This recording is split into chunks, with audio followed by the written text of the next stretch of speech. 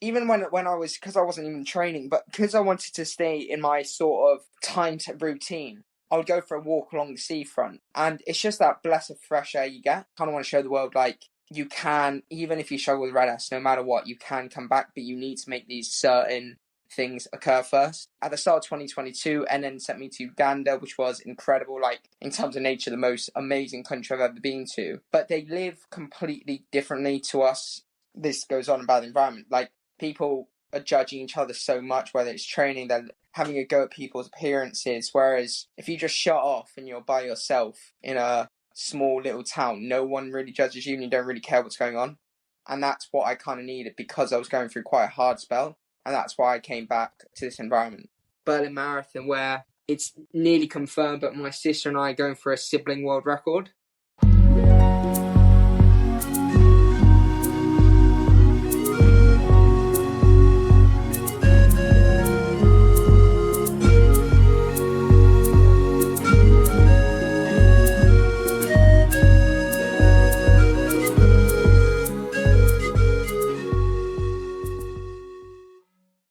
If you have ever wanted to understand why we should be asking for nature's help on mindsets, adventures, and more, then you're in the right place. Welcome to Maximize Nature. Welcome to Maximize Nature. Today's guest is Jake. Jake competed at the highest level for years on the athletics field, overcoming various setbacks to where he currently represents both the Nike and NN running teams. We're going to explore with Jake what his thought process was leading up to, during, and after the challenge, as well as how he thinks nature can provide a helping hand to people like you and me. Then, we take the good thoughts and put them in a travel bag, ready to use in our next adventure. Let's introduce Jake to everyone. Why don't you introduce yourself to our listeners, Jake? Hi, my name's Jake Smith. Lovely to be talking to you. I've known you for quite a few years now. I'm a professional runner, like Max said, for the Nike and NN running team. I've been sponsored since the start of 2022. Yeah, 2022. Time goes by so quickly. I'm a long distance runner, so over the 10K, half marathon, stepping up to marathon soon. I'm really enjoying all the running. I'm moving back to Cardiff soon, and the group out there is insane, so it's going really well. How did you use nature and distance running to come back stronger as an athlete, and why was this the challenge you chose to set yourself? It's a tough one because I was thinking about this for the last few days. Like you said, I was competing in the top level. I went to European Cross, went to World Half Marathon, and I almost felt untouchable. But I didn't really think about the external factors affecting me and how they would impact my life going forward. So, for example, I had a really bad deal with food. I wasn't enjoying eating food. Well, not enjoying, but I was restricting myself. And from there, I lost a lot of weight. At the start of 2022, and then sent me to Uganda, which was incredible, like, in terms of nature, the most amazing country I've ever been to. But they live completely differently to us Europeans because they don't have control of what they can have on a daily basis, whereas we can go to the shops and we have control every little ingredient in every shop, or the transportation, or the food that comes into this country. Whereas in Uganda, for dinner, for example, if there was no chicken in the city, there was no chicken for anyone. Last year, I took basically a year out of the sport, just trying to get my health back. My bloods were horrendous. I got osteopenia in my body and everything. And to come back, it's been a challenging time in terms of nature. My parents live next to the sea, and I really, really think where they live, environmental factor, and the people around here has been incredible because it's just made sure I'm in a healthy relationship with food. I had to spend 5 weeks no training, just getting my head set around how to eat properly, not how to eat properly, but making sure I ate enough. And living in this environment really helped me because it's away from everything. There's no distractions here. That the average age here is probably 60, 70 years old. Mm-hmm. So there's no nightclubs or anything. So you're not wasting money. You're literally just basically by the coast, enjoying the fresh air. Yeah, 100%. Like, I know I'm very lucky about where I live. Like, there's a lot of green space, a lot of different nature trails, nature tracks to go and run on. And it's certainly, for me, mentally a lot easier and a lot more calmer. And I sort of, as I'm sure you did as well, whenever I went on a run, I used it to sort of correct my mindset, even if, like, it was just a chill one. or not even a run at some stages, just walking. It's just so like lovely to be in this environment, and it's definitely the case of the environment will 100% help you out with it because it's what it's what it's there to do, really. Just take photos of it and everything. But yeah, going on your point. Even when I was, because I wasn't even training, but because I wanted to stay in my sort of time routine, I would go for a walk along the seafront, and it's just that blessed fresh air you get. Like you, I think my parents probably live similar to you. You can literally, within 2 minutes, you're in the countryside. Cardiff is lovely, and there are some beautiful places you can walk through, but it's completely different to where my parents live in terms of Cardiff, very busy, very vibrant, whereas I imagine you're the same. I could go for a 10-mile run in the woods and see 2 people. Whereas in Cardiff, you go for a 10-mile run on the tap, you're skipping inside, like you're jumping around and everything just to get around people. So it's quite nice as well, because as well in this day and age with social media, this goes on about the environment. Like, people are judging each other so much, whether it's training, they're having a go at people's appearances. Whereas if you just shut off and you're by yourself in a small little town, no one really judges you and you don't really care what's going on. And that's what I kind of needed, because I was going through quite a hard spell, and that's why I came back to this environment. Yeah, 100%. Like, we've all had our struggles and everything, but I really do think that as long as you're in, or as long as you can get yourself out of that negative mindset, to be honest, you should never really trust a thought that occurs indoors, because 9 times out of 10, I know for me anyway, when I was doing my uni work, there was so much pressure on deadlines, what to get done, that I just needed a break. So I needed to go and head outside. And it definitely helped me, and I get the picture that it helped you as well. Going back to the athletic stage, what made you focus and take that break as an athlete, and what events led you to turn this thought of taking the break and coming back? Because I've seen so many different cases of what has happened to you after you've come back. Like, you've put on a load of weight and like really used that break to your advantage to help you better as an athlete and as a person in general. So what would you say made you focus on that? It's quite a tough one. Like, I like to prove people wrong, and when I found out I had red S, it got to me quite a lot, because normally it happens in girls. Like, so when girls struggle with red S, it's basically, it stems from eating disorder, but I actually went to a talk about it, and it's not an eating disorder. Someone who enjoys food can still have red S if they aren't putting enough calories into their body, because they're an energy deficiency. So you might be thinking, I eat fine and everything, but if you're burning 3,000 calories and eating 2,500 in a span of 2 months, you're at a massive deficit.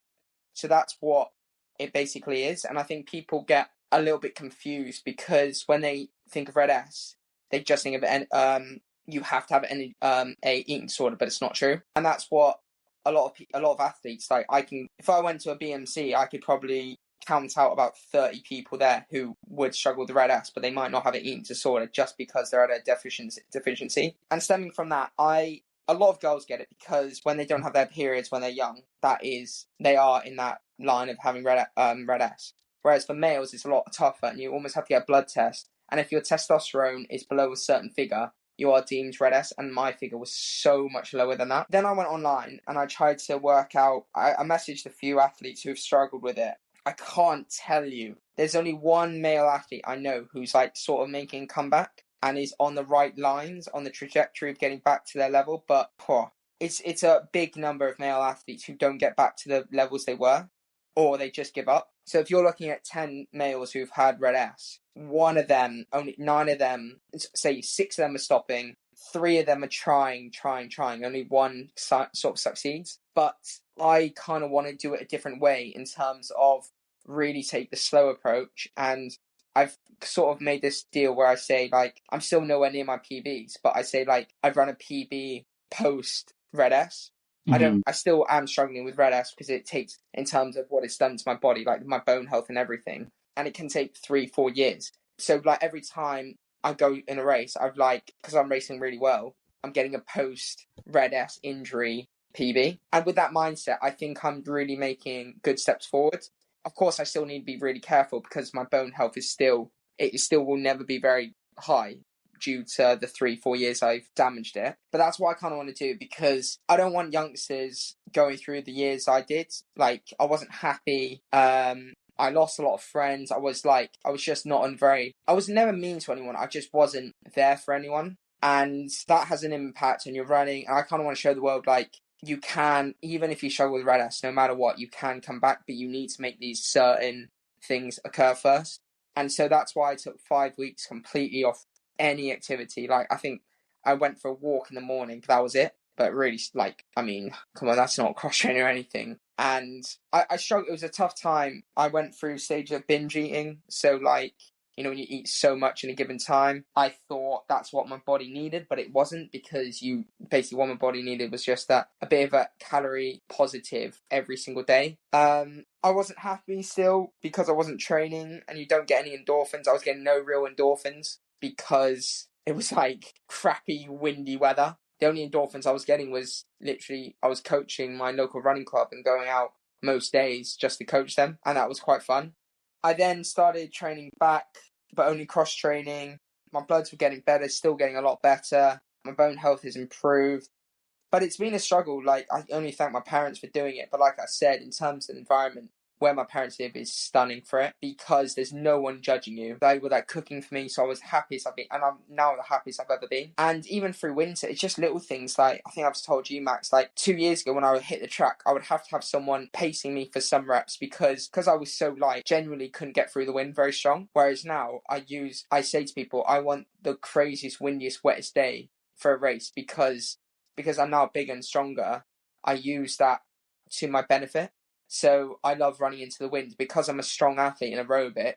I love when it's a windy race. And I never would have said that before, purely because my mental side's changed. Like 2 years ago as well. Like, for example, in training tomorrow, I would want my coach on the bike purely to run quicker. Nothing about to do with the wind. Whereas 2 years ago, I would want him on the bike for the wind. So it's just your mental factor focus really into everything, into life as well. Yeah, I think it's all about, like you said, not being judged and really taking your time with it. Because you said only one in about 10 male athletes who not come down with, that's probably not the right word, but have red S, get back to it. But I think it's just a slow process if you want to get back. And I can see that you've done that tenfold. If I'm honest, you do seem a lot happier than you were a couple of years ago.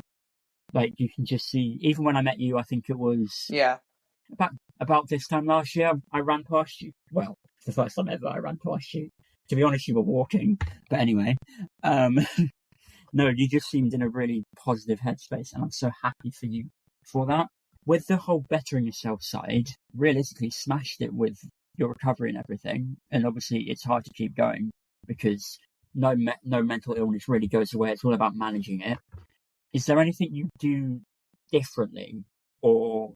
Because I was speaking to my psychologist quite a lot. I've had a psychologist for the last 7-8 months, and that's been great. Speaking to her has been awesome, because it's someone who doesn't know you. Whereas, like I said, social media nowadays, like, people could hate me and they don't even know me, and it pisses me off. And it's the same with, I could not like someone and you just fall into that trap, and it's annoying. So one thing I used to do was I used to get really stressful sessions. So, like, you want to hit all these paces. Whereas I said to Katie, my girlfriend now, like, I don't think about sessions anymore. I turn up, like, of course, if you have a morning session, I used to really get agitated the night before, being like, oh, I have to hit these paces, blah, blah, blah. But I don't even think about it now. And I have a better session because I'm not stressing, because my heart rate's lower. You're more chilled going into it. Of course, in the morning, you should think about the session because it's an hour later. Because you don't want to go to the session and just be like, like an easy run, you could literally just wake up and do. Whereas a session, you kind of need to get that a little bit of intrinsic motivation almost. But when it's a session in the evening, don't ever think about it. Like, there have been times when I've gone to a session and I'm like, I haven't thought about this all day. I then do the session, I want a great session. Whereas before, because I was always basically the word hangry, when you're hungry, you don't think about anything else, because the only thing that came to my mind was food. And so because the only thing that came to mind was food, I wouldn't speak to anyone. The only thing was, okay, what do I have to do to then eat, and that was training. And I didn't really have the energy to do much else, like even communicate text, because I just wasn't in the mood. Like that's the biggest thing for me. I just don't care. Like people, I used to try and make people happy the whole time. So whatever I would do, and it's one of those things now where I don't like. Of course, I want to make people happy, but I'm not going to go out of my far out of my way to make someone happy. I just don't. It's almost like you need a bit of selfishness, and I felt like I didn't really have that before. Whereas, of course, I might not have been. I was never ever selfish, because I was basically scared, and I was scared because I didn't want to let anyone down. Whereas now, if someone needs something from me and I can do it for them, happily do it. But if I have to go way out of my way and make myself stressed, I'm not going to put myself into that situation, whereas I used to do that. And it's just little things like that. Another thing I used to do 3 years ago is I would train in the morning, would then go for an hour and a half walk. And I don't know why. Like, I would do a huge session in the morning, then go for a walk. Whereas now, the only thing I really do is train. And the only times I really walk to the gym and everything, because it's quite a nice walk from where my parents live. It's like only 2 minutes down the road. It's the recovery as well. And the biggest thing as well is when my girlfriend wants to go out for food, I never say no now. Of course, you don't, like, you must feel this. Before a race, I wouldn't have an Indian takeaway. I love Indian food. I had Indian food with you last night, but I wouldn't have it before a race because it upset my stomach. Little things like that.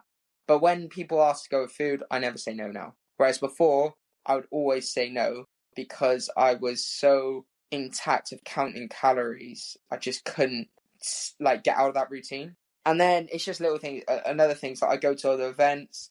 The big thing I used to do was I used to always put training first, and then events came around it. Whereas now, I know the training is important, but I put training around the events, if that makes any sense. So if I got given a schedule 2-3 years ago, and someone was like, "Oh, on a Friday night, Saturday night, I want to go out for food," and if I'm like, "Oh, I have a Saturday," if I have to train Saturday night, or I have to do gym Saturday night, 2 years ago I'd say no, because I was so entire, like, I had to hit the routine. Whereas now, if it's like an easy run, a recovery run or something, I will move that to the Sunday. Just little things like that, because you need to remember, like, running is such a small part of your life. Like, I could be, of course I want to be the best runner I can be.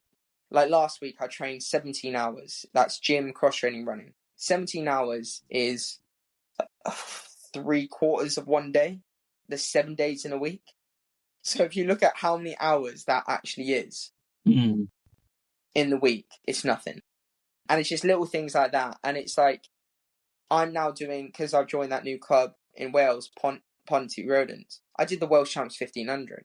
I did all these castle relays. I don't have any pressure on myself because I'm getting back up. But from now going forward, because now I'm running good times, I'm competing well, I need to learn how to deal with that pressure I used to get when I was at the top. And it would still take me a year, 2 years to get to that level. But that's a thing I still need to work on. And that's why, for example, my girlfriend and I were moving into a house together in Cardiff. And in terms of environmental factors, I know living with her is the best solution for me. Because where my parents live, I love living with my parents and stuff. But where they live, it's the hilliest thing in the world. Like, you do 2 weeks here, you'll get so fit. I pick up like a little niggle. Like, you can still run, but it's just so hilly. And like I said before, the Cardiff group is insane. So I need to put myself with people who I can run with. Whereas in Seaton, there's no one. In terms of environmental factors, you need to be the best possible runner, you need to run with people better than you. You need to have a great training group, and you need a good environment to live in. And where we're moving to is, like, in Pontcanna, so literally above where Cardiff Cross is. Yeah. And it's like, I mean, the TAF, it's within 2 minutes, and it's the best place. So again, with environment fact, it's the most. I'm putting myself. I've almost spent the last year rebuilding myself, and now I'm like, okay, what's the next step to keep this upwards trajectory going? And that's now placing myself in the best environment to do that. 2 years ago, I ruptured my plantar fasciitis training for a marathon, and that whole process I'm not going to lie to you, I had my dissertation and everything, so it sort of took a back seat, but I got so, for the first couple, maybe 6 months or something, I was so annoyed that I couldn't get back to my full fitness. Not just that, I had a really rough summer period with shin splints and other injuries, that it's really taken me literally this last year to try and get back. And like you said, again, as much as I love my parents and I love living with them, I kind of feel like everything's set up for me. And it's taken a year. It's just about taking that time aside for yourself instead of putting other people first. And I definitely found that, and can definitely resonate with you, with what you said about being sort of selfish, because I used to hate it. I want to put others before me, and I've come to realize that it's not the healthiest thing to do. And I definitely feel that I'm better for it because I've put the time in. It's really surprising, especially with running, how little time actually takes up. Put running around it, not center everything around running. Thank you. Yeah. Thank you for having the conversation. I can definitely feel as if our listeners will really benefit from it. No, yeah. It's a tough one. It's one of those, like you said, the environment is you're spot on. It's the most important thing. People are incredible, and maybe people at the top. The environment is the next bit, because you can't go through. Okay, so if you're, for example, people going to Ibiza and stuff. They're not going partying and stuff. The environment out there, the old Ibiza is nice, but where they're going is not nice. They're just going out to pubs, getting pissed and everything. It's great, but they're going for the people.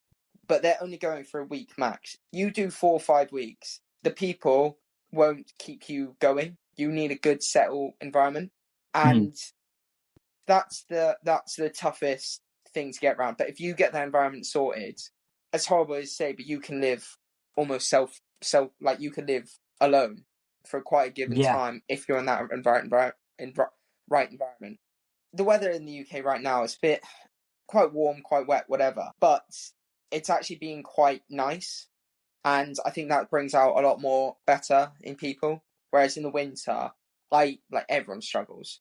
I mean, it's horrible. It gets dark by 4 or 5 p.m. You have to go out running. I'm very lucky because I'm a professional runner. I can run whenever I want. But people who work and then have to run after work, they don't see the light of day the whole day. And it can be very, very challenging in the winter. But if you get the environment sorted, if you're happy to go back home, you love where you live, you don't care if it's going to be dark every day and you have to run. But it's trying to find out where you're happiest. And I found that I'm happiest with my girlfriend and my parents. And my coach now, so happy with him. So I'm in a very, very good way. There's nothing on my mind that's affecting me at all. Yeah, like you said, it's the environment. If I stayed in Cardiff for last year and not had my help from my parents, I wouldn't be running. I don't think I would be running. Whereas the support from them, they've been incredible. They've had a massive go at me in a positive way. So, for example, I used to weigh all my foods, all my dinner and stuff, and I don't recommend it. Whereas now, I'm just like, Mum, just plate me up, because that's one thing I still need to improve on. But it's just little things. Because I used to plate my own food, I never used to give myself enough. So I'm like, okay, my mum's here, she doesn't care doing it. She'll plate more for me compared to her, or my girlfriend, she'll plate more for me. And it's really helping. And now when I plate my own food, when I'm by myself, I'm fine. I know what to do. So it's environment. You learn from it and you just get better and better. Yeah, it's definitely the environment. Definitely helps. With your running and everything, aside from the obvious environment factors that you've just spoken about, can you think of any other ways nature can give you that helping hand, either mentally or physically? My parents have a dog called Jasper, and I don't know if you really count as an environment, but having him here has been good. He doesn't do much. I think it's where my parents live. It's where my bed is. So you just open up the blinds and it's just a sea in front of you. And it doesn't affect me in terms of, it doesn't have an impact on my running or anything. But when you wake up and you just look outside and how the hell do I live here? You just what the hell is going on? Because you're just happy. Well, my parents, they used to live, like literally 2 years ago, they just moved. And they used to live literally a mile down the road. It was a Mm. beautiful house, but it was in like this really small town village, and like not many people went through it. They love a sea view, and right, literally now, I mean, we are 10 meters from the sea.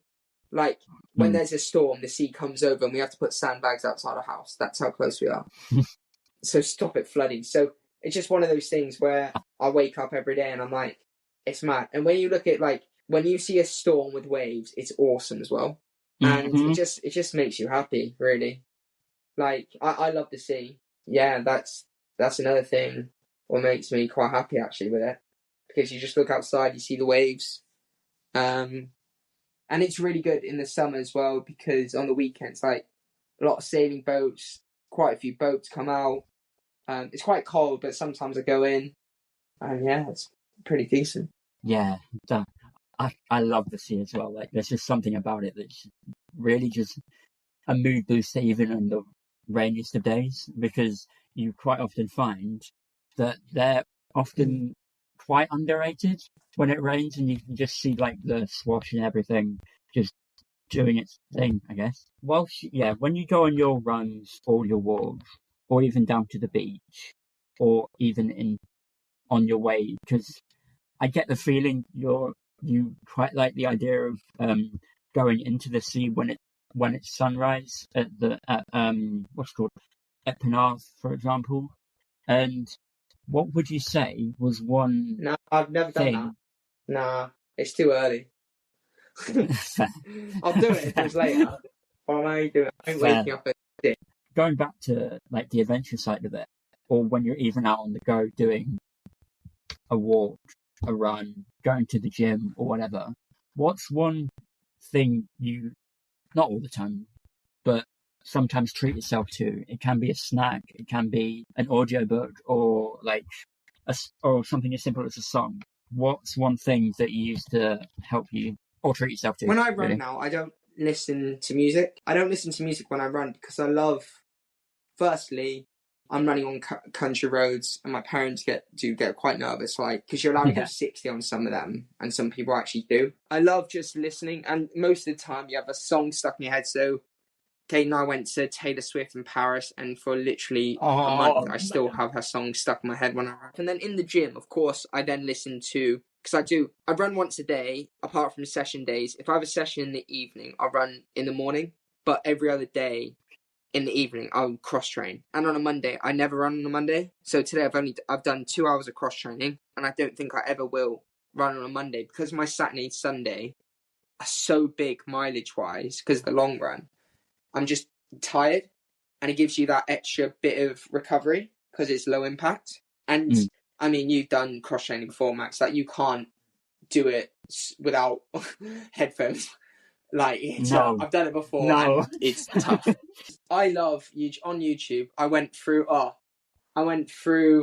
all of the hardest geezers YouTube in the Yeah, space of about a month. So he does, the guy yeah, random Africa. That was incredible, and like I look that forward was to mad. it, and I really look forward to it, which made cross training easy. I'm now currently watching like all the videos from like because it's the American trials. Snoop Dogg was there, and he was commentating on the water jump. Honestly, you should watch the steeplechase final back on YouTube, and he's commentating, I and it's definitely. bloody amazing.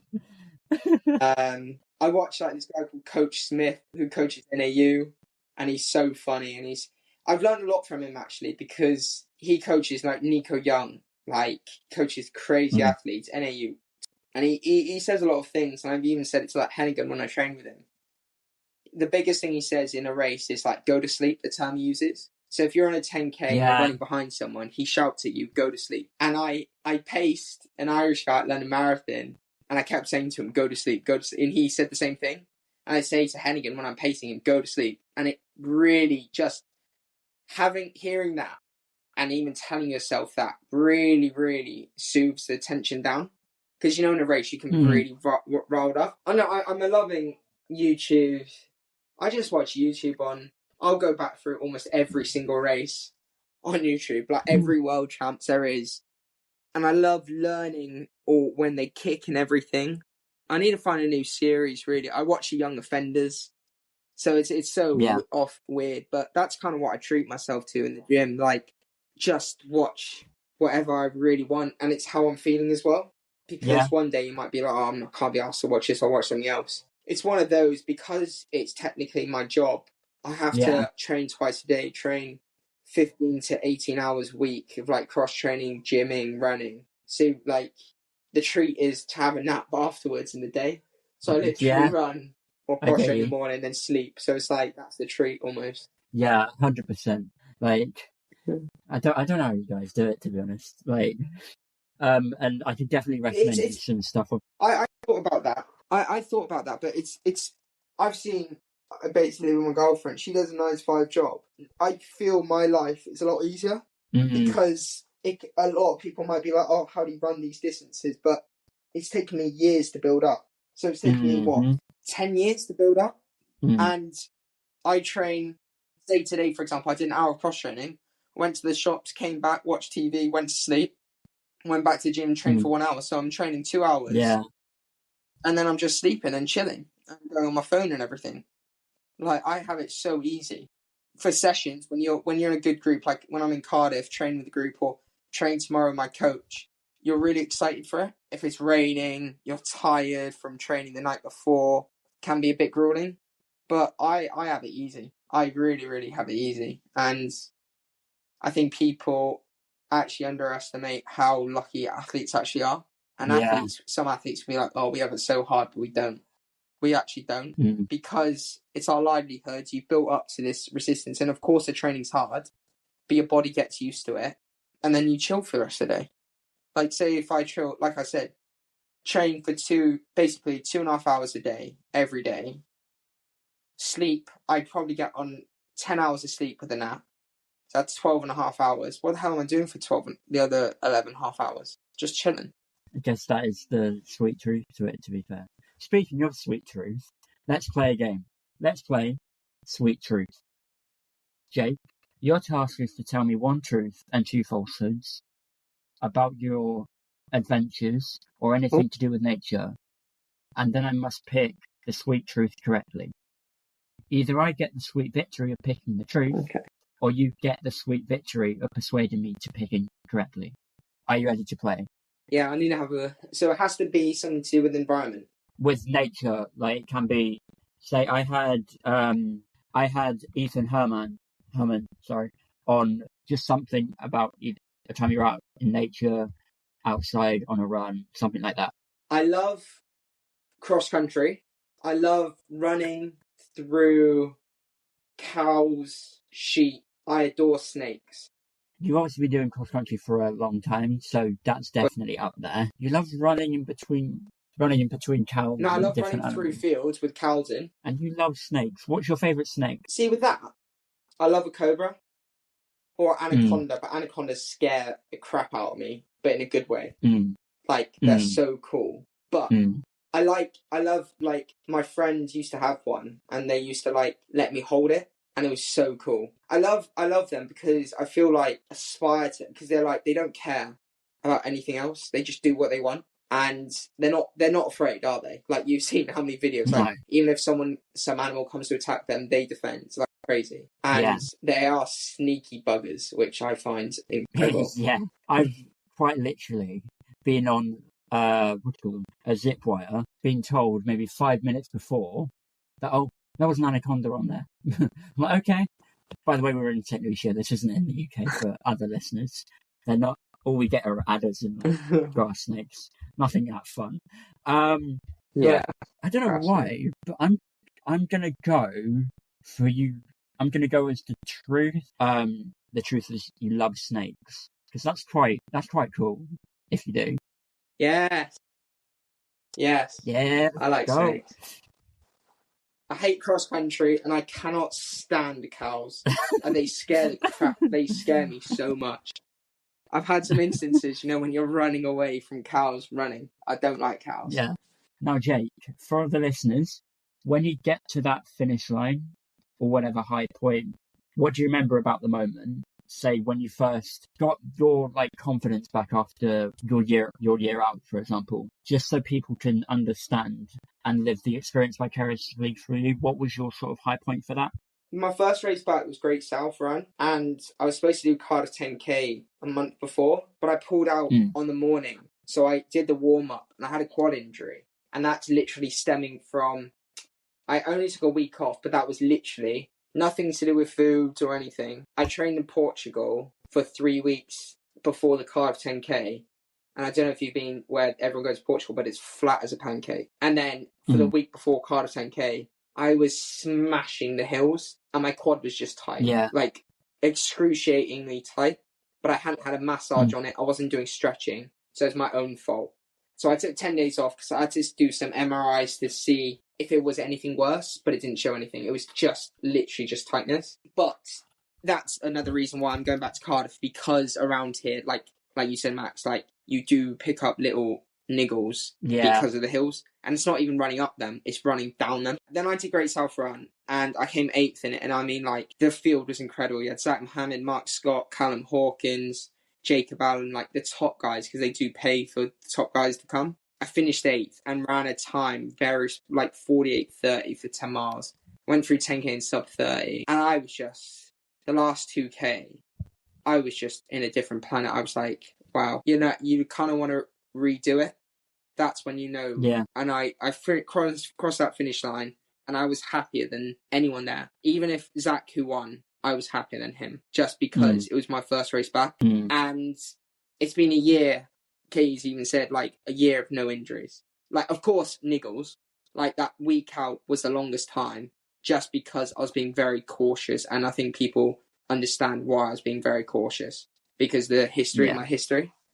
But it's been a year of uninterrupted training. I've now found the right method. So, like, 6 days of running, no running on a Monday. But crossing out finish line at Great South, oh, that was like, it was a dream because I'd waited 380 days to do a race. Yeah, that was incredible. Yeah, I can imagine that to be an incredible experience. Some people would want to experience New Zealand or that finish line because, yeah, there's nothing better than that feeling of you just flying and like really feeling like your best self. Yeah. With that in mind, where do you see your next adventure, and do you promise to come back and tell us all about it? Yeah, next adventure, I have quite a few. Running terms, I have a race in Paris 5K, and then I'm training for Berlin Marathon where it's nearly confirmed, but my sister and I are going for a sibling world record, which will be pretty cool. Go on. So the fastest siblings in the world for over a marathon.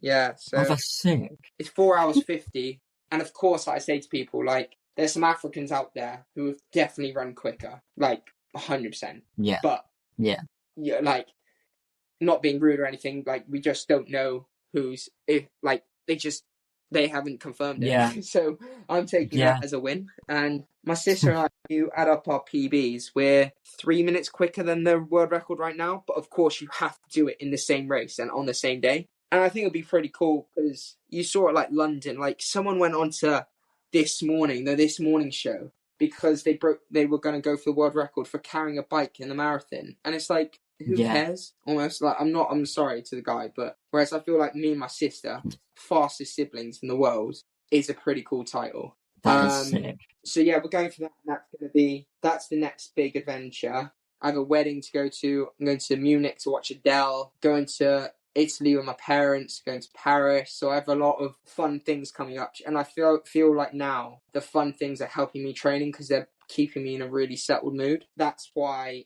when you're happy, that's when you run best. End of.